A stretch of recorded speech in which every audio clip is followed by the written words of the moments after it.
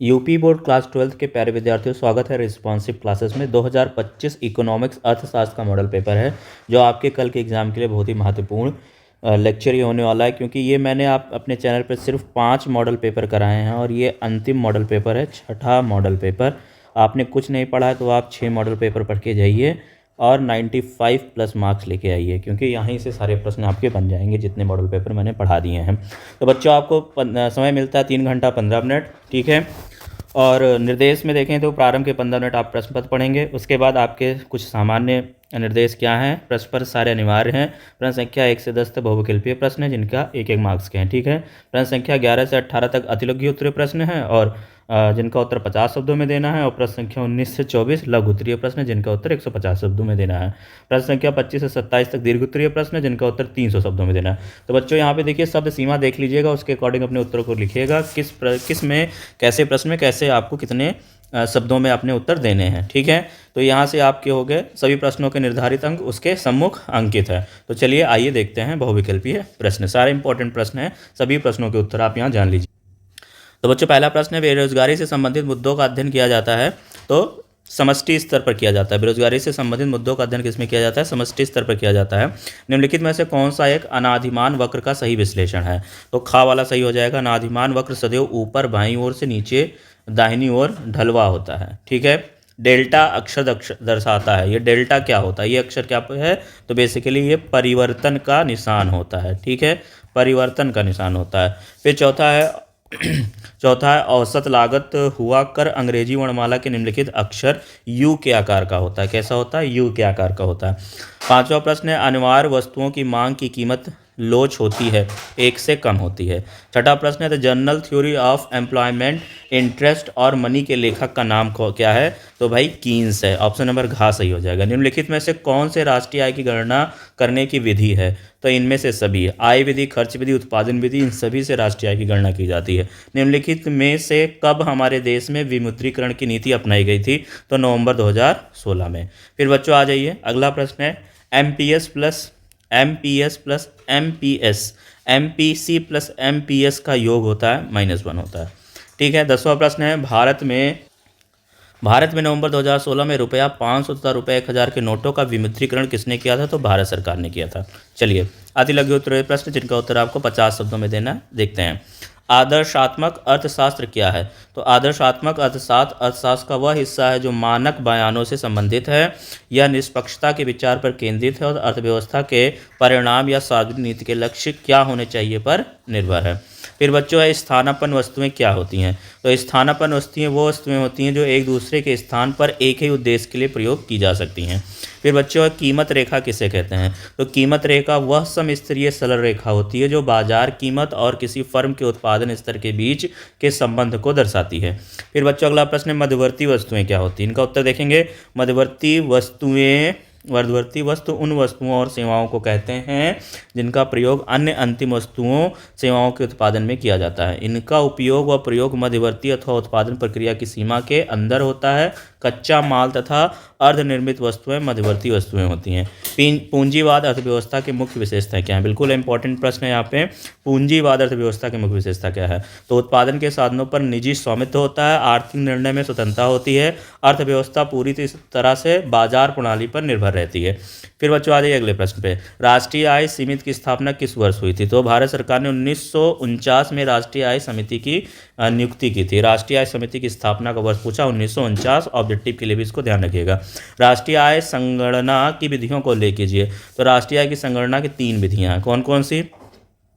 उत्पादन विधि, खर्च विधि और आय विधि, ठीक है। इन सभी विधियों को आप एक्सप्लेन में करना सीख लीजिए। जीएनपी और एनएनपी में क्या संबंध है? तो जीएनपी में देश या विदेश में अर्जित आय को जोड़ा जाता है, जबकि एनएनपी में लगने वाली लागत में होने वाली कमी को घटाया जाता है। फिर आ जाइए लघु उत्तरीय प्रश्न, 150 शब्दों में उत्तर देना है। प्रश्न है, नियंत्रित अर्थव्यवस्था तथा बाजार अर्थव्यवस्था में अंतर स्पष्ट कीजिए। नियंत्रित अर्थव्यवस्था वह होती है जिसमें सरकार आर्थिक गतिविधियों का नियमन और नियंत्रण करती है। इसमें उत्पादन, वितरण और मूल्य निर्धारण पर सरकार का सीधा प्रभाव रहता है। समाजवादी और साम्यवादी देश अक्सर इस प्रणाली को अपनाते हैं, जैसे कि पूर्व सोवियत संघ और चीन। बाजार अर्थव्यवस्था में आर्थिक गतिविधियां निजी क्षेत्र द्वारा संचालित होती हैं। मांग और पूर्ति के आधार पर मूल्य निर्धारण होता है तथा सरकार का हस्तक्षेप न्यूनतम होता है। यह पूंजीवादी देशों में प्रचलित है, जैसे कि अमेरिका और जापान। फिर बच्चों आ जाइए, उपभोक्ता संतुलन के तटस्थता वक्र की विशेषताएं बताइए। उत्तर है, उपभोक्ता संतुलन तटस्थता वक्र के माध्यम से निर्धारित किया जाता है, जो उपभोक्ता की समान संतुष्टि स्तर वाली विभिन्न वस्तु संयोजन को दर्शाता है। इसकी प्रमुख विशेषताएं इस प्रकार है। नकारात्मक ढलान। तटस्थता वक्र नीचे की ओर ढलान वाला होता है, क्योंकि यदि एक वस्तु की मात्रा बढ़ती है तो दूसरे की मात्रा घटानी पड़ती है। उत्तलता क्या होता है? यह वक्र मूल बिंदु की ओर उत्तल होता है, जो अधोमुखी सीमांत प्रतिस्थापन दर को दर्शाता है। फिर तीसरा, एक दूसरे को नहीं काटते हैं। तो दो तटस्थता वक्र कभी एक दूसरे को नहीं काटते हैं, क्योंकि प्रत्येक वक्र अलग संतोष स्तर दिखाता है। फिर चौथा प्रश्न है, ऊपर की ओर बढ़ने पर संतोष बढ़ता है। उच्च तटस्थता वक्र अधिक संतुष्टि को दर्शाता है। 21वां प्रश्न है, उत्पादन लागत का अर्थ बताइए। इसके अंतर्गत किन किन दो मदों को शामिल किया जाता है? तो उत्पादन लागत से तात्पर्य उन समस्त खर्चों से है जो किसी उत्पाद या सेवा के उत्पादन में वहन किए जाते हैं। इसमें कच्चा माल, श्रम, पूंजी, मशीनरी, परिवहन आदि की लागत शामिल होती है। उत्पादन लागत में मुख्य रूप से निम्नलिखित मदें सम्मिलित होती हैं। स्थिर लागत, जैसे कि किराया, वेतन, बीमा आदि, जो उत्पादन स्तर पर निर्भर नहीं करते हैं। परिवर्ती लागत क्या होते हैं? तो जैसे कि कच्चा माल, बिजली, श्रम आदि, जो उत्पादन के साथ बदलते हैं। अप्रत्यक्ष लागत वही विज्ञापन, प्रशासनिक खर्चा आदि। अवसर लागत, किसी अन्य विकल्प को छोड़ने से होने वाली संभावित लाभ।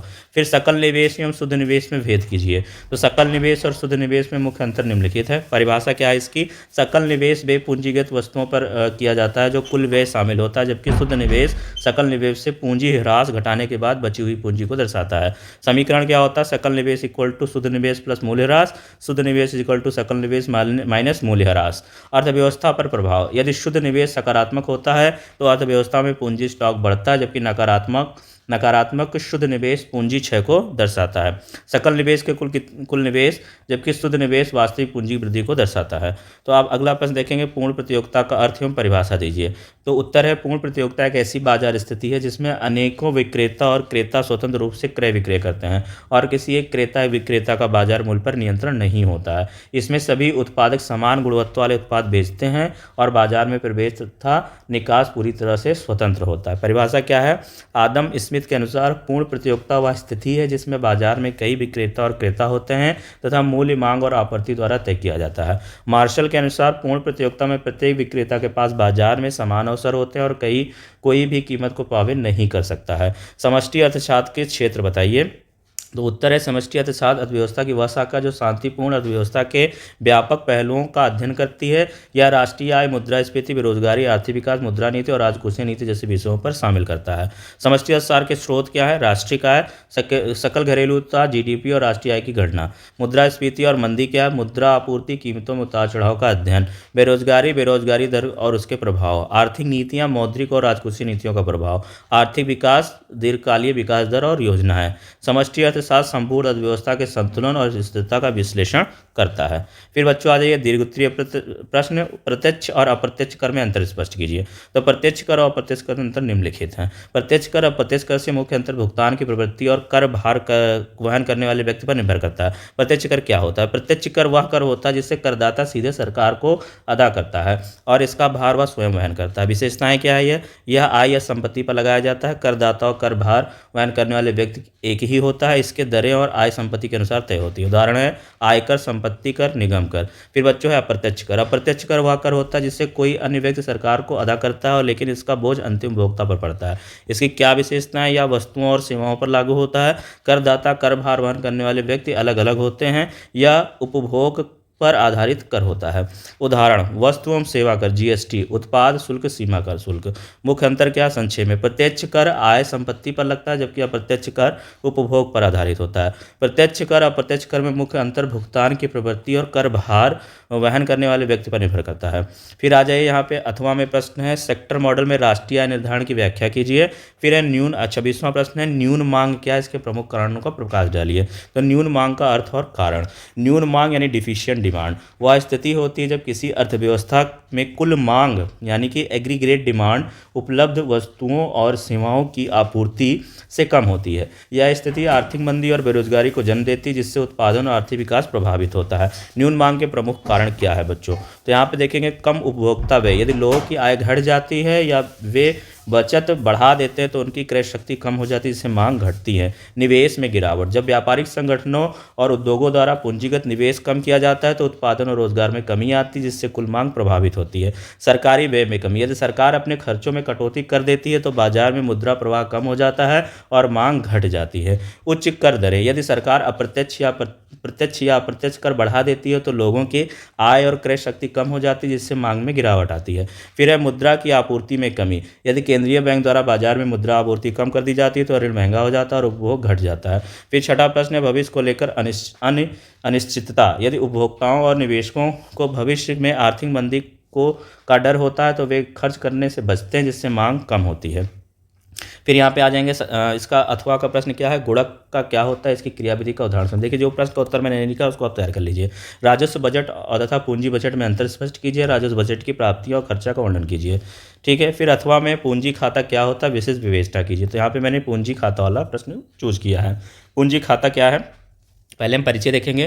पूंजी खाता यानी कैपिटल अकाउंट किसी देश के भुगतान संतुलन यानी बैलेंस ऑफ पेमेंट बीओपी एक प्रमुख घटक होता है जो विदेशी पर संपत्तियों और देनदारियों में होने वाले वित्तीय लेन देन को रिकॉर्ड करता है। यह दर्शाता है कि किसी देश में विदेशी निवेश कितना आ रहा है और देश से बाहर कितना जा रहा है। पूंजी खाते के घटक कौन कौन से, चलिए देखते हैं। प्रत्येक प्रत्यक्ष निवेश एफडीआई फॉरेन डायरेक्ट इन्वेस्टमेंट, जब कोई विदेशी कंपनी किसी देश में दीर्घकालिक निवेश करती है जैसे कारखाने स्थापित करना। उदाहरण टेस्ला का भारत में मैन्युफैक्चरिंग प्लांट लगाना। विदेशी पोर्टफोलियो निवेश एफपीआई फॉरेन पोर्टफोलियो इन्वेस्टमेंट क्या होता है, तो जब विदेशी निवेशक किसी देश के शेयर बाजार, बॉन्ड या अन्य वित्तीय साधनों में निवेश करते हैं या अल्पकालिक निवेश होता है। ऋण और उधारी एक्सटर्नल बोरोइंग और लेंडिंग, जब सरकार या निजी कंपनियां विदेश खर्च लेती या देती हैं। भारत सरकार द्वारा विश्व बैंक से लिया गया ऋण। विदेशी मुद्रा भंडार फॉरेन एक्सचेंज रिजर्व, किसी देश के केंद्रीय बैंक द्वारा विदेशी मुद्रा और स्वर्ण भंडार किया गया परिवर्तन। अप्रत्यदेय कैपिटल ट्रांसफर, अप्रत्यदेय अनुदान, स्थायी संपत्ति खरीदने या बेचने से संबंधित अनुदान। पूंजी खाता संतुलन और उसका महत्व क्या है, तो यदि पूंजी खाता अधिशेष सरप्लस में है तो इसका मतलब है कि देश में अधिक विदेशी निवेश आ रहा है, और यदि घाटे यानी कि डिफिसिट में है तो इसका अर्थ है कि देश की से पूंजी बाहर जा रही है। तो इस प्रकार हम इसका आकलन करते हैं। तो बच्चों यहाँ पे देखिए मैंने आपका ये वाला मॉडल पेपर करा दिया है। टोटल मैंने 6 मॉडल पेपर आपको करवाए हैं और ये 6 मॉडल पेपर आप पूरा पढ़ लीजिए, आपके सारे प्रश्न समझ जाएंगे। 95+ मार्क्स आप स्कोर कर ले जाएंगे। मिलते हैं इस वीडियो में, तब तक नमस्कार, जय हिंद, ऑल द बेस्ट।